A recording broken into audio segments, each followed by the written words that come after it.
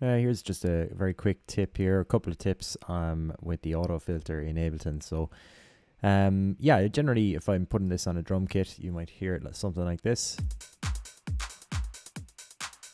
where we're just taking out the low end and just bringing it back in. So yeah, that's a pretty common effect here in just electronic dance music in general. So something I just wanted to kind of, or well, something I figured was worth sharing, I suppose, is that when I press play here, I have got my filter completely rolled off there. So it's at 26 Hertz. And yeah, it's just allowing the high frequencies to pass through here. So with this kind of thing, the only real consideration I usually have when I'm using this is that when I have the filter all rolled off here like this, it's still not as punchy as when I turn off the filter altogether.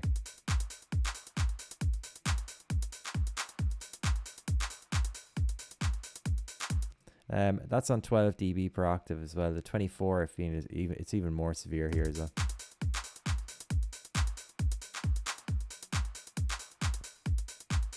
You can just hear a little bit more low end thump there when the filter is turned off, as opposed to when you just have the filter cut off, completely rolled off there. So yeah, a couple of things I was kind of doing just to try and fix this issue, I suppose, is I would take I'd put the auto filter into an audio effect rack first. And what I was doing is I would take the frequency cut off and I'd put it onto a macro. And now you see that is controlled by this macro here.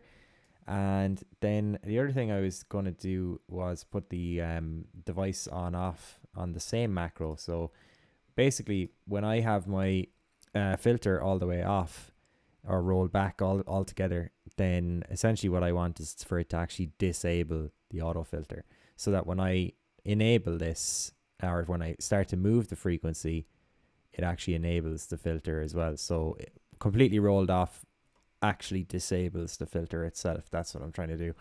So yeah, as you can see, it works here, except for the fact that the first kind of half of the frequency cut off knob, well, first 738 Hertz anyway, nothing is happening there because the device is disabled. So let's just hear what that sounds like.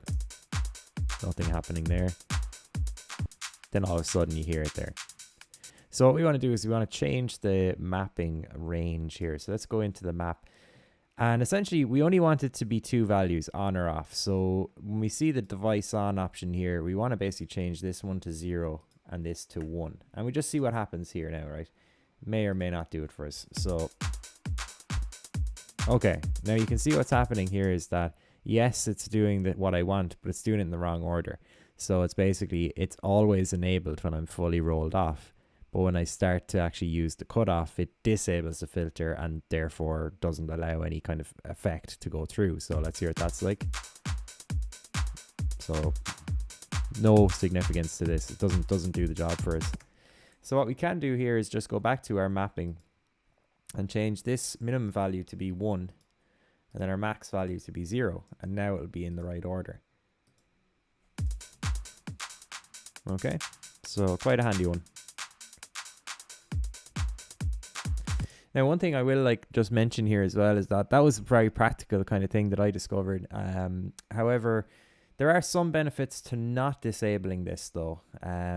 So what I'll do is I'll just unmap the option here for enable and disable. So now this is always on. Now, we're back to that scenario where when it's all the way rolled off, it's cutting off still. You can see this little bit of low end is being cut off by the curve here, right? Now, what you can do though to counteract that is to switch the filter type to a slightly more aggressive one.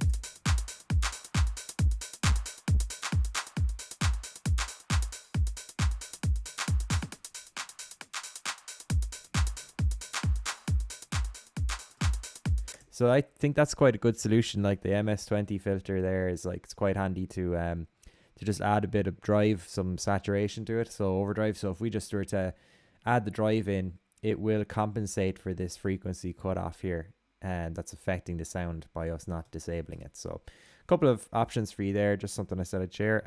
Yeah, hope it's useful and enjoy.